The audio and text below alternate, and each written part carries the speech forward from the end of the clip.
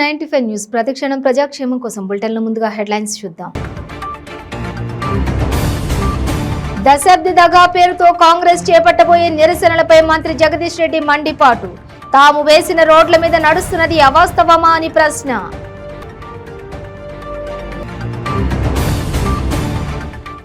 వారాహి యాత్రలో భాగంగా ముస్లిం నేతలతో సమావేశమైన జనసేన అధ్యక్షులు.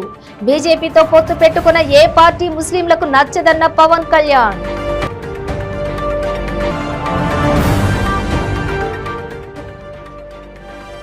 హఠార్ యోగంతో ఆకట్టుకుంటున్న యోగా గురువు. యోగా దినోత్సవం సందర్భంగా ఆసనాలతో ఆకట్టుకుంటున్న వంగపండు శ్రీరాములు.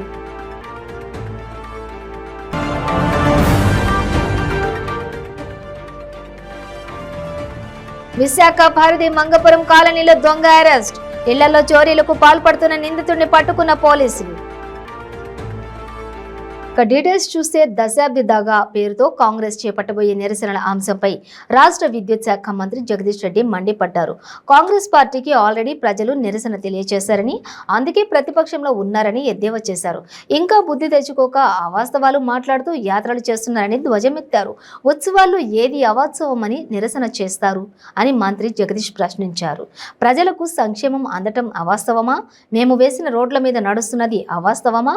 మేమిస్తున్న మంచినీళ్లు ప్రతిపక్షాలు తాగడం, ఇళ్లలో వేస్తున్న స్విచ్ ద్వారా కరెంట్ వచ్చేది అవాస్తవమా అంటూ ప్రశ్నించారు. వాస్తవానికి నిరసనలు తెలియజేసేది ప్రజలు చేసిండ్రు. వాళ్ళకి నిరసన ఎప్పుడూ తెలియజేసిండ్రు. ప్రజల నిరసనలకు గురైంది కాబట్టి ఇవాళ ఆ పద్ధతిలో తిరుగుతున్నారు. ఇంకా కూడా బుద్ధి తెచ్చుకోలేదు. ఏది వాస్తవం, ఏది అవాస్తవం, ఒక్కొక్క రోజు ఒక్కొక్కటి జరిగిన ఉత్సవం వస్తారా వాళ్ళ ముఖాలకు? అక్కడికి రైతు వేదికలు అవాస్తవమా? రైతు వేదికల సాక్షిగా ఇవాళ ఈ రాష్ట్రం భారతదేశంలోనే అత్యంత ఎక్కువ పంట పండించిందనేది అవాస్తవమా? విద్యుత్ సబ్స్టేషన్ల సాక్షిగా జరిగిన ఉత్సవాలు విద్యుత్తులో అభివృద్ధి జరగలేదని చెప్పి మాట్లాడేది వాస్తవమా, అవాస్తవమా? ఏది అవాస్తవం, ఏది వాస్తవం? ఇవాళ చెరువులు నిండుకుండలాగా ఉన్నాయి ఈ ఎండాకాలంలో కూడా అనేది అవాస్తవమా? ఏది కాదని చెప్పగలరు. ఇవాళ 65,000 కోట్లకు పైగా ప్రతి సంవత్సరం సంక్షేమ రంగం ద్వారా వివిధ పథకాల ద్వారా ప్రజలకు అందుతున్నాయనేది అవాస్తవమా? 2,000 రూపాయలు ప్రతి నెల పెన్షన్ వస్తుందనేది అబద్ధమా? ఏది అబద్ధం? ఏది జరగలేదు అభివృద్ధి? ఎక్కడ జరగలేదు? ఇవాళ వాళ్ళు పాదయాత్రలు చేస్తున్న వాళ్ళు నడుస్తున్న రోడ్లు ఆనాడు లేవు, ఇవాళనే ఉన్నాయనేది అబద్ధమా? ఇవాళ వాళ్ళు ఇళ్ళలో పోగానే లైట్లు వేసుకుంటుంటే వస్తున్న కరెంట్ అవాస్తవమా? ఏది అబద్ధం? వాళ్ళు తాగుతున్న మంచినీళ్ళు అవాళ లేవని ఈ జిల్లాలో నడుస్తున్న వాళ్ళు ఆనాడు వాళ్ళు తాగేది ఫ్లోరిన్ నీళ్ళని సూర్యాపేటకు వస్తే రేపు గతంలో వాళ్ళు తాగిన హైదరాబాద్ డ్రైనేజీ నీళ్ళనేది అవాస్తవమా? ఇవాళ అద్భుతంగా సురక్షితమైన నీళ్ళని ఇస్తున్నాం మేము అనేది అబద్ధమా? ఏది జరగలేదు? ఏ రంగంలో జరగలేదు అభివృద్ధి? ఇంకా మేము అబద్ధాలే మాట్లాడతాం, అబద్ధాలతో ప్రజలు నమ్మిస్తామని చెప్పి ఒక మూర్ఖ భావనలో పోతున్నారు. వాళ్ళు అదే చీకట్లోనే నడవాలి తప్ప వాళ్ళు ఇంకా వెలుగులోకి రాలేరు. వెలుగును చూడడం ఇష్టం లేని వాళ్ళు. బీజేపీతో పొత్తు పెట్టుకున్న ఏ పార్టీ ముస్లింలకు నచ్చదని జనసేన అధ్యక్షుడు పవన్ కళ్యాణ్ అన్నారు. సీఎం జగన్ క్రిస్టియన్ కాబట్టి ఆయన హిందువు కాదు గనుక ఆయన్ను నమ్మొచ్చని ముస్లిం సమాజం అనుకునే అవకాశం ఉందని అన్నారు. వారాహి యాత్రలో భాగంగా జనసేన అధ్యక్షుడు పవన్ కళ్యాణ్ ముస్లిం ప్రజాప్రతినిధులను కలిశారు. కాకినాడలో వారితో సమావేశం నిర్వహించారు. భారతదేశ నాయకుల కంటే సమాజం చాలా గొప్పదని అన్నారు. అందుకే దేశంలో 17% మైనార్టీలు స్వేచ్ఛగా బతకగలరని అన్నారు. బీజేపీతో పొత్తులో ఉన్నానని, ముస్లింలు తనతో ఉండకపోతే మీరే నష్టపోతారని చాలా ముస్లిం పెద్దలను కలిసిన సందర్భంలో చెప్పానని అన్నారు. తాను గుడ్డిగా బీజేపీ వత్తాసు పలకబోనని అన్నారు. మీరందరికీ బీజేపీ అంటే బీజేపీతో పొత్తు పెట్టుకున్న ఏ పార్టీ మీకు నచ్చదు. బేసిక్ మీరందరూ ఇబ్బంది పడేది అదే. నేనేం చెప్తున్నానంటే ఏ పార్టీ, అన్ని పార్టీలు ఇప్పుడు మీరు ఓట్లు వేస్తారు. వైసీపీ ఉంది, ఉదాహరణ వైసీపీ ఎగ్జాంపుల్. అందరూ వైసీపీ అంటే ఆయన హిందూ మతం కాదు కాబట్టి, ఆయన క్రిస్టియన్ మతాన్ని తీసుకున్నారు కాబట్టి ఆయన నమ్మొచ్చు అనేది మీకు ఒక ఆలోచన బయట వినిపించేది. నేనేమంటానంటే నిజంగా భారతదేశమే అంత సమాజం అంత దుర్మార్గులు అయితే ఇంతమంది 17% మైనారిటీస్ భారతదేశంలో బతకలేరు ఫస్ట్. ఎందుకంటే భారతదేశపు నాయకుల కంటే కూడా భారతదేశ సమాజం చాలా గొప్పది, చాలా ఉత్కృష్టమైనది. ఎందుకు చెప్తున్నాను ఈ మాట అంటాను. ఇదే కాకినాడలో మనం రైతుల కోసం సభ చేస్తున్నప్పుడు నమాజ్ వినిపిస్తే నేను ఆపేశాను. ఎందుకు ఆపానంటే అది నాకు ఎవరు నేర్పించలేదు, నాకు ఏ పొలిటికల్ లీడర్ చెప్పలా, ఏ రిలీజియస్ లీడర్ చెప్పలా.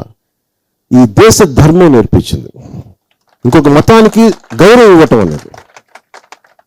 అలాగే 2 దేశాలు విడిపోయిన తర్వాత పాకిస్తాన్లో ఈ రోజుకి హిందువులు అక్కడ లేరు, ఎక్కువ పారిపోయారు, చంపేశారు చాలామంది. మన భారతదేశం అక్కడ ఎందుకు పారిపోయారు, అక్కడ ఎందుకు హిందువులు తగ్గిపోయారు, ఇక్కడ ముస్లింలు అలాగే ఎందుకున్నారు అంటానికి కారణం, ఇక్కడ భారతదేశపు సమాజం మీకు ఏదైనా సమస్య వస్తే పక్కనున్న హిందువులు అండగా నిలబడతారు. నాలాంటోడు నేను ఓట్ల కోసం ఈ మాట మాట్లాడిన తర్వాత మీరు ఓట్లు వేయొచ్చు వేయకపోవచ్చు, మీరు ఓట్లు వేయండి, నేను అభ్యర్థించను, అది కూడా చెప్తున్నాను. మీరు నమ్మితే నిలబడండి. ఎందుకంటే నిజంగా అల్లాని గనుక మీరు ప్రార్థిస్తే ఒక సత్యాన్ని చెప్పేవాడు మీకు తగులుతాడు, గుండెలు తగులుతాడు. అలాగే ప్రతి ఈ ముస్లిం మనకి ఈ రంజాన్ టైంలో ప్రతి పొలిటికల్ లీడర్ చేసేది ఏంటంటే స్కల్కి మన ఈ క్యాప్ టోపీలు పెట్టుకొని అన్నీ చేసి అలాయ్ బలాయ్ చేసుకొని హక్ చేసుకొని మిమ్మల్ని ఒక ఓట్ బ్యాంక్ వాడి వదిలేస్తాను. నేను అలా వాడే వ్యక్తి, అందుకే నాకు చేయడం నాకు ఇబ్బందిగా ఉంటుంది. ఎందుకంటే నేను వాళ్ళలో కలిసిపోవడం నాకు ఇష్టం లేదు. నేను మీకు ఇదే చెప్తాను, నేను హిందువుని, కానీ మీరందరూ నా సోదరులు, నా ఆడపడుచులు, నా సోదరులు. ఎందుకంటే నేను నా సాటి హిందువుకి ఒకటి చేసి మీకు నేను తక్కువ చేసే వ్యక్తిని కాదు. నేను కౌలు రైతులకి అండగా నిలబడ్డాం. కౌలు రైతులు అండగా నిలబడ్డప్పుడు అక్కడున్న హిందూ సమాజం నుంచి వచ్చిన రైతులకి ఒకలాగా, అక్కడికి వచ్చిన ముస్లిం కౌలు రైతులకు ఒకలా చెప్పాలి, అందరికీ సమానంగానే ఇచ్చాను. ఇది ఎందుకు చెప్తున్నానంటే నా వ్యక్తిత్వం ఇది. ఈ వ్యక్తిత్వం ఎక్కడి నుంచి వచ్చింది అంటే ఇది భారతదేశపు సనాతన సమాజం నుంచి వచ్చింది, అక్కడి నుంచి వచ్చింది. అందువల్ల మీరు ఇబ్బంది పడుతున్నారంటానికి ఇందాక మీరు ఖాన్ గారు చెప్తున్నట్టుగా, ఇందాక మీరు ఎవరు చెప్తున్నారు, మీరు మన పార్టీ మైనారిటీస్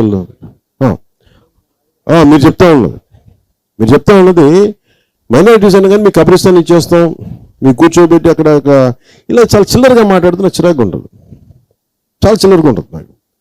మీకు ఏం కావాలి, బెటర్ లివింగ్ కండిషన్స్ కావాలి, మీకు ఉపాధి అవకాశాలు కావాలి. మీ ఏ చదువులు చదివితే బెటర్ ఉద్యోగాలు వస్తాయి, ఏ చదువులు చదివితే మనకి ఇంకొంచెం ఉపాధి అవకాశాలు, ఇంకొంచెం జీవన ప్రమాణం పెరుగుద్ది. మనం ఉంటున్న ప్రాంతాలు చాలా సరిగ్గా లేవు, అక్కడ శుభ్రత ఎక్కువ ఉండాలి, వాటికి ఏం చేయాలి, నేను ఇవి ఆలోచిస్తాను.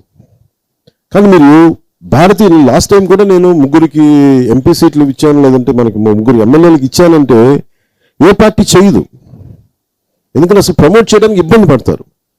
ముస్లిం నాయకత్వం పెరగాలని ఇందాక అందరూ మాట్లాడుతున్నప్పుడు నా ఉద్దేశం ఒకటేనంటే, ఇంక్లూడ్ నాతో సహా, నాయకత్వం ఎస్టాబ్లిష్ చేయడం అంటే గతంలో 2009లో కూడా దామాషా పద్ధతి ప్రకారం ఏ జనాభా ఎంత ఉందో దాని ప్రకారం సీట్లు ఇస్తే ఎవరు గెలవాలి, అందరూ ఓడిపోయారు, ఏ కొద్దిమంది తప్ప. అంటే మీరు నాయకత్వాన్ని, ఇప్పుడు నేను ఈ రోజున కమల్ గారికి నాయకత్వం ఇస్తే కమల్ గారు ఏం చేయాలంటే, ఇట్ ఈస్ నాట్ అందరు కేవలం ముస్లింలతోనే కాదు, ఆయన అన్ని కులాల దగ్గరికి వెళ్ళాలి. హిందువులంటే ఒక సమూహం కాదు, అది కులాల సమూహం. అది ఒక కులంకి వచ్చింది ఇంకో కులంకి రాదు, అక్కడ కొట్లాట ఉంది. అంటే భారతదేశంలో ఉన్న కులాలన్నీ ఒక మైనారిటీ కులాలన్నీ. సో తక్కువ శాతం కులాలు అంటే వాళ్ళకి ఎందుకు తక్కువ శాతం ఉన్న కులాలు ఎందుకు వెళ్తున్నారు, మిగతా వాళ్ళు ఎందుకు వెళ్ళట్లేదు అంటే లీడర్షిప్ ఎస్టాబ్లిష్ చేస్తూ ఉన్నారు, మిగతా వాళ్ళందరితో బాగున్నారు. యోగా విద్యలో అతి కష్టమైన ప్రక్రియ ప్రాణాయామంలో భాగమైన హఠాయోగం. ఈ హఠాయోగంలో జలస్తంభనం, వాయుస్తంభనం వంటి ప్రక్రియలు కూడా ఉన్నాయి. యోగాలు 3 ప్రక్రియలు అని, అందులో ఒకటి యోగాసనాలు, రెండవది సూర్య నమస్కారాలు, మూడవది ప్రాణాయామంగా చెప్తారు. ప్రాణాయామంలో ఒక ప్రక్రియ హఠాయోగం. ఇందులో ప్లావని అనగా నీటిపై తేలియాడే ప్రక్రియ, జలస్తంభనము అనగా నీటిలో శ్వాస తీసుకోకుండా ఉండడం, వాయుస్తంభనం అనగా భూమి మీద శ్వాస తీసుకోకుండా ఉండడం అనే 3 ప్రక్రియలు ఉన్నాయి. ఈ ప్రక్రియలను చాలా తక్కువ మంది సాధన చేస్తున్నారు. పార్వతీపురం మన్యం జిల్లా గంగచోళ్లపేంటలో ఉన్న సత్య జ్ఞానానంద ఆశ్రమంలోని యోగానంద భారతి మాత్రమే సాధన చేసేవారు. ఆయన శిష్యుడు వంగపండు శ్రీరాములు గత 40 ఏళ్లుగా ఈ హఠయోగ ప్రక్రియలో సాధన చేస్తూ అందరినీ ఆశ్చర్యపరుస్తున్నారు. ప్రస్తుతం ఈయన సాలూర మండలం బొడ్డువలస గురుకుల పాఠశాలలో ప్రిన్సిపల్ గా విధులు నిర్వహిస్తున్నారు. యోగా డే సందర్భంగా పాఠశాలలో మంగళవారం ప్రాణాయామంలో ఉన్న హఠయోగ ప్రక్రియలోని సాధనలను చేసి చూపించారు. అలాగే ప్లావని, అలాగే జలస్తంభనము, వాయుస్తంభన ప్రక్రియను అందరి ముందు చేసి ఆశ్చర్యపరిచారు. దానివల్ల మానవ శరీరానికి చేకూరే ప్రయోజనాలను ఆయన ఈ సందర్భంగా అందరికీ వివరించారు.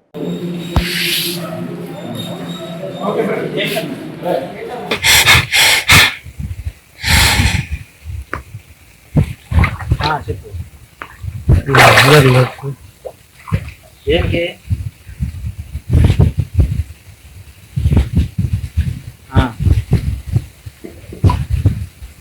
ప్రూఫ్లు అంటే అది ఆధార్ కార్డు జెరాక్స్ పట్టుకొస్తాను. కాదు ప్రదీప్ సార్ లేరు. విశాఖ పరిధిలో మంగాపురం కాలనీలోని చోరీ కలకలం రేపింది. దీంతో బాధితులు పోలీసులకు ఫిర్యాదు చేయడంతో రంగంలోకి దిగి నిందితుడిని అరెస్ట్ చేసి చోరీ చేసిన ఆభరణాలను పోలీసులు స్వాధీనం చేసుకున్నారు. నిందితులపై పలు కేసులున్నట్లుగా పోలీసులు గుర్తించారు. ఎన్ని గంటల వరకు ఇక్కడ ఎన్ని గంటల వరకు మార్నింగ్ 8 గంటలైతే 1 గంట ముందే వెళ్తాం. నిన్న అంటే 19th జూన్ 2023 ఎర్లీ మార్నింగ్ 5 o'clockకి విశాఖపట్నం సిటీ లిమిట్స్లో ఉన్నటువంటి జోన్ 1 పరిధిలో ఉన్నటువంటి ద్వారకా సబ్ డివిజన్ లిమిట్స్లో ఉన్నటువంటి ఎంఈపీ పోలీస్ స్టేషన్ పరిధిలో ఉన్నటువంటి ఈ మంగాపురం కాలనీ, ఇది వచ్చేసి తారా మసీద్ ఏరియాలో ఉన్నటువంటి ఏరియా నుంచి ఎర్లీ మార్నింగ్ 5 o'clockకి డైల్ 100 కాల్ రావడం జరిగింది. డైల్ 100 కాల్లో ఈ మంగాపురం కాలనీలో ఉన్నటువంటి 2 పక్క స్ట్రీట్స్ లో ఒక స్ట్రీట్లో ఒక ఇంట్లోనూ ఇంకొక స్ట్రీట్లో ఇంకొక ఇంట్లోనూ దొంగతనాలు జరిగాయని చెప్పేసి 2 కాల్స్ రావడం జరిగింది.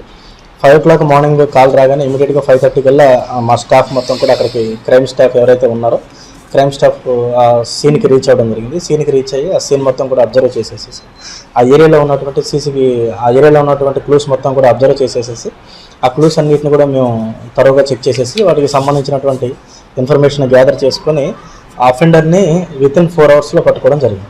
అంటే 10 o'clock కల్లా అఫెండర్ని క్యాచ్ చేశారు. క్యాచ్ చేసేసి ఆ అఫెండర్ ఏవైతే ఆ 2 ఇళ్లలో దొంగతనం చేశాడో చైన్, తర్వాత 2 జతల చెవిదిద్దులు, రింగ్, 2 జతల పట్టీలు, తర్వాత ఇంకా గోల్డ్ బిల్లలు 2, ఇవన్నీ కూడా దొంగతనం చేసినప్పుడు వాటన్నిటిని కూడా అతని నుంచి రికవర్ చేయడం జరిగింది. ప్రకాశం జిల్లా కొమరోలు మండలంలో ఇటీవల కాలంలో నాగుపాములు ఎక్కువగా సంచరిస్తున్నాయి. భూవేడి తాపానికి తట్టుకోలేక పాములు పొలాల్లో, ఇండ్ల వద్ద చల్లగా ఉండే ప్రదేశాల కోసం వస్తున్నాయి. అందులో భాగంగా మండల పరిధిలోని హసీనాపురం, తాటిచెర్ల గ్రామం మధ్య పొలాల వైపు సేద తీరడానికి ఓ నాగుపాము రాగా 2 కుక్కలు పామును దాదాపు గంట పాటు నిలేశాయి. ఇరువైపులా కుక్కలు పాము మీదకే అరుస్తూ దాడికి ప్రయత్నించగా పాము ఏమాత్రం చలించకుండా అలాగే ఉండిపోయింది. దాదాపు గంట తర్వాత కుక్కలు వెళ్లిపోవడంతో పాము పొలాల వైపు వెళ్లిపోయిందని స్థానికులు తెలిపారు.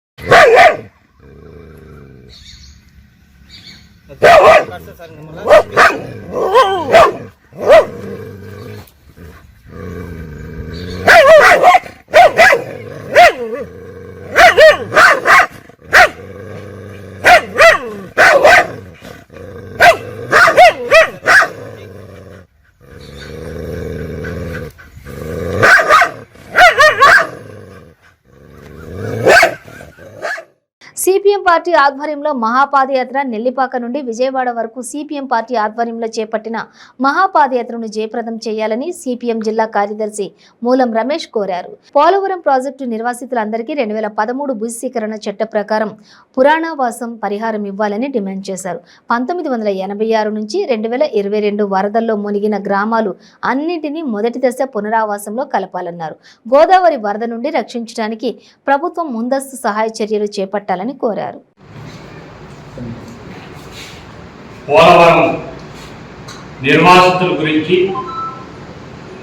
నెల్లిపాక నుంచి నిర్వాసితుల కోసం 400 కిలోమీటర్లు నెల్లిపాక నుంచి విజయవాడ దాకా ఈ మహాపాదయాత్ర జరుగుతుంది. ఆ ప్రాంతం మునుపు ప్రాంతంగా తయారైంది. గత సంవత్సరం మునిగిపోయిన గ్రామాలకి సిపిఎం పార్టీ ఆధ్వర్యంలో అన్ని జిల్లాల నుంచి విరాళాలు సేకరించి మందులు, ఆహారం అవన్నీ ఏర్పాట్లు చేయటం రాష్ట్ర ప్రభుత్వం వైఫల్యం చెందింది.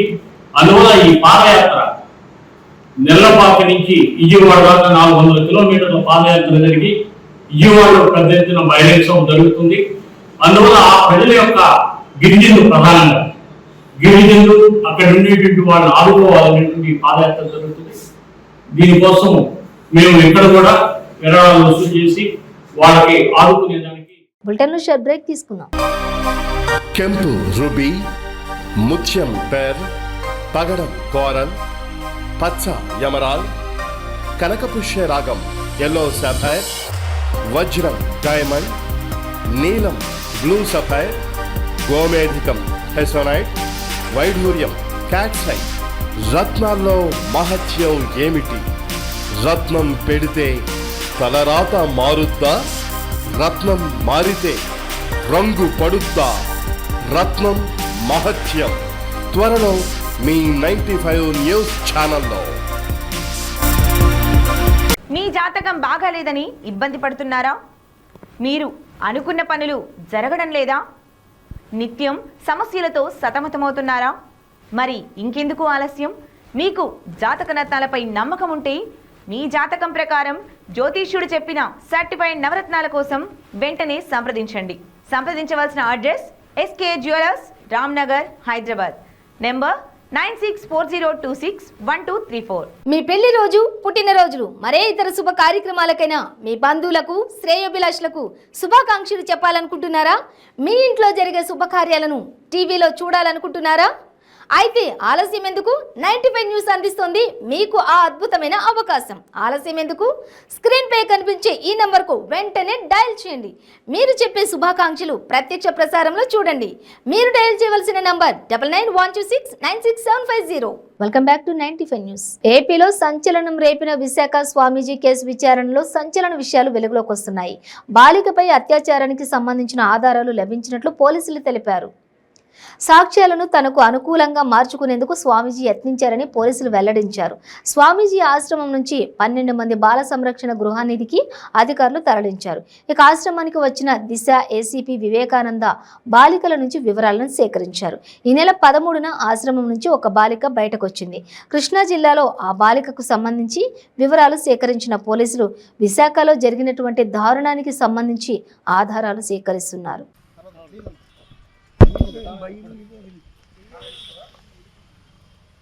విశాఖపట్నం వెంకోజీపాలెం జంక్షన్లో ఉన్నటువంటి పూర్ణానంద పరిపూర్ణానంద ఆశ్రమ మఠంలో ఇక్కడ చిన్నపిల్లలు అందరూ ఉంటారు.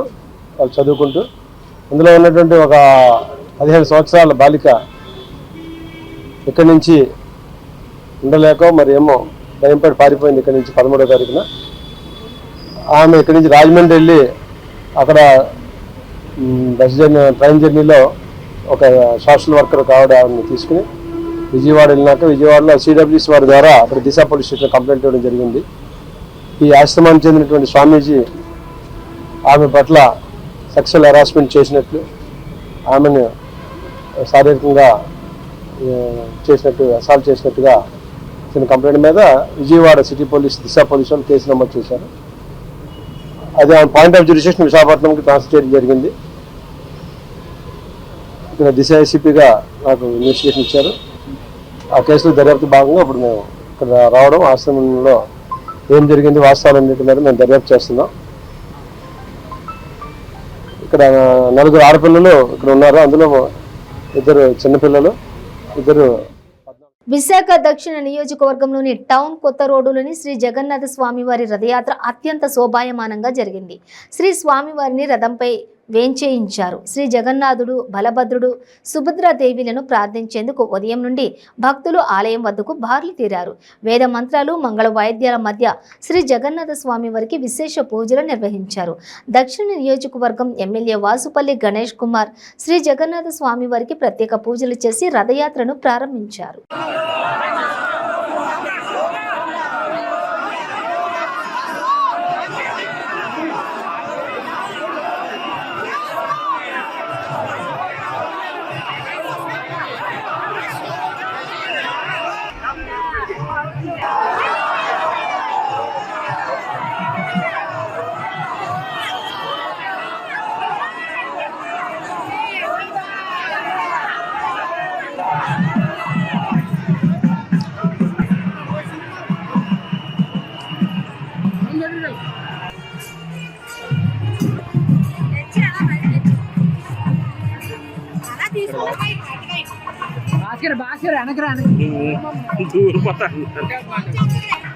ప్రారంభోత్సవం జరిగింది.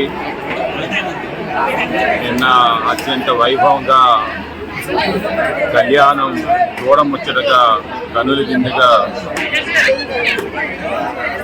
ప్రతి ఒక్క కుటుంబానికి కూడా దర్శన భాగ్యం కలిగిస్తూ ఆ కళ్యాణం భాగ్యం కలిగించి ఈవో గారు, అలాగే ఆలయ సిబ్బంది, అలాగనే ఉత్సవ కమిటీ మెంబర్లు అందరూ కూడా సహాయపడ్డారు. మరి ఈరోజు రథ మహోత్సవం 5 గంటలకు ప్రారంభం కాబోతా ఉంది. జగన్నాథ స్వామి విష్ణుమూర్తి అవతారం. బులెటిన్ ముగించే ముందు హెడ్లైన్స్ మరోసారి.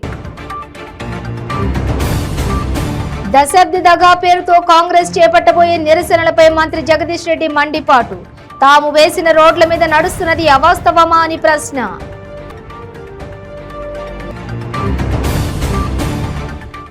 వారాహి యాత్రలో భాగంగా ముస్లిం నేతలతో సమావేశమైన జనసేన అధ్యక్షులు.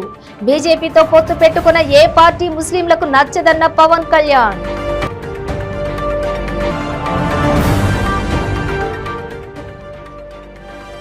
హఠయోగంతో ఆకట్టుకుంటున్న యోగా గురువు. యోగా దినోత్సవం సందర్భంగా ఆసనాలతో ఆకట్టుకుంటున్న వంగపండు శ్రీరాములు.